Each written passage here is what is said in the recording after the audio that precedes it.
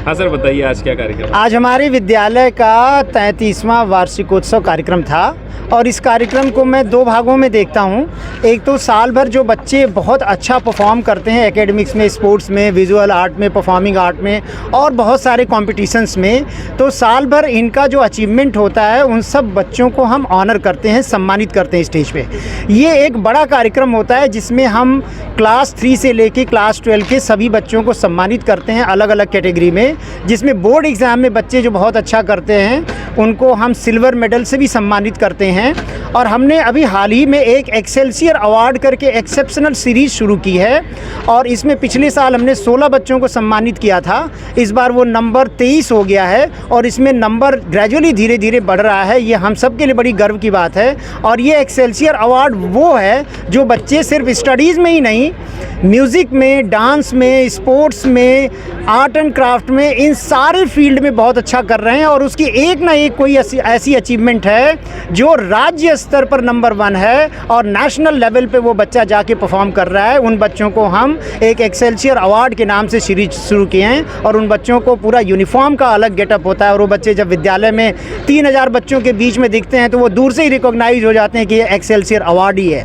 तो ये हमारे लिए गर्व की बात है कि बच्चों को, जो बच्चे बहुत अच्छा किए उनको हम सम्मानित किए।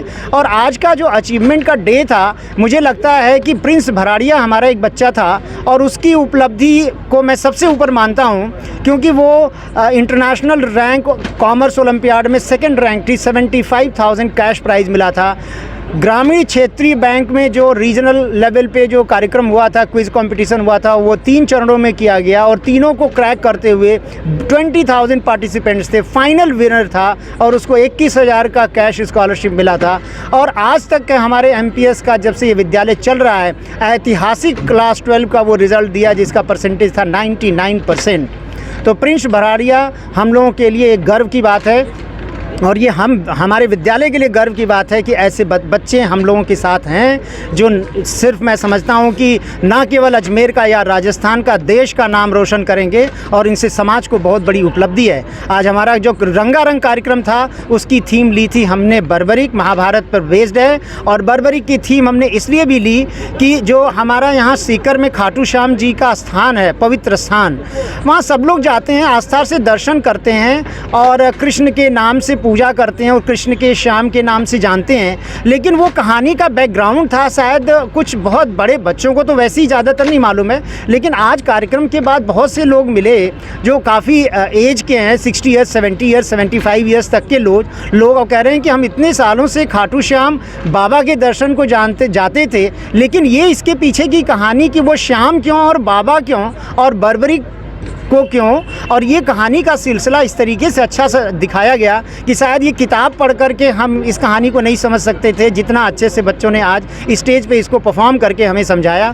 तो वो कहानी हमने इसलिए ली कि बच्चे ज़मीन से जुड़े रहें, राजस्थान से जुड़े रहें, खाटू श्याम जी का जो महत्व है उसके पीछे की कहानी है उसको जानें। और मेरे ख्याल से ये जो पढ़ाई स्टेज पे हुई है इसको हम क्लास में तो नहीं कर सकते थे, इसमें पेरेंट्स का बहुत बड़ा सहयोग था, हमारे मैनेजमेंट का बहुत बड़ा सहयोग था और हमारे जो टीचर दिन रात इस कार्यक्रम को लेकर के बच्चों की तैयारी करवाइए। और सारे को आप थैंक यू बोल दीजिए, लेकिन मैं समझता हूँ अगर बड़ा थैंक यू किसी को चाहिए तो वो है हमारे प्यारे बच्चे, स्कूल के बच्चे, जिनके वजह से ये विद्यालय है, ये कार्यक्रम है, हम हैं और सब हैं, अदरवाइज़ किसी का कोई अस्तित्व नहीं है। तो मेरा हृदय से धन्यवाद है हमारे सारे वो बच्चों को जिस कार्यक्रम में भाग लिए, जो इस विद्यालय से जुड़े हुए हैं और जो नहीं बच्चे जुड़े, जो यहाँ नहीं आ पाए, उनको पूरे कार्यक्रम का हमने लाइव टेलीकास्ट किया था और हमने निवेदन किया था कि आप जहाँ कहीं भी हों, आप ट्रैवल कर रहे हैं, आप घर पे हैं, किसी काम में बिज़ी हैं, आप लाइव टेलीकास्ट को, हमारे कार्यक्रम को ज़रूर देखें। मुझे उम्मीद है कि सब लोग हमारा कार्यक्रम देखे होंगे, उससे लाभ उठाएंगे और एक बड़ा मैसेज जनरेट होगा।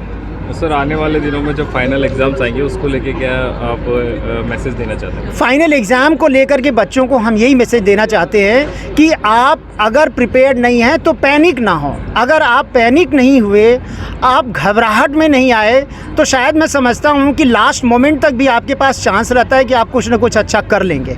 अगर एक बार आप घबरा गए, आपका सेटबैक आ गया, आप हार मान लिए, तो मुझे नहीं लगता कि आप आगे कुछ कर पाएंगे। तो अपने कॉन्फिडेंस को बनाए रखें पढ़ाई को जारी रखें। ऐसा नहीं है कि सिर्फ कॉन्फिडेंस बना लेने से आप ये जीत सकते हैं, रण जीत सकते हैं। अगर आपको रण जीतना है तो आप कॉन्फिडेंस अपना लूज़ ना करें, पढ़ाई को जारी रखें। आप देखेंगे कि 10 दिन में आप अच्छा फील करेंगे, 15 दिन में और अच्छा फील करेंगे, 1 महीने में और अच्छा फील करेंगे, और एग्ज़ाम आते आते तो सोचेंगे कि मेरा तो चमत्कार ही हो गया, मैं कहाँ था और कहाँ आ गया। और ऐसे बच्चे यहाँ हैं जो दिसंबर तक जाते जाते जिनको पास होना मुश्किल होता था, वो ट्रांसफार्म होकर के उनके रिज़ल्ट 75%, 80%, ऐसे बच्चे आए हैं जो 3 सब्जेक्ट में फेल होते रहते थे, वो ट्रांसफॉर्म होकर के 80% तक पहुँचे।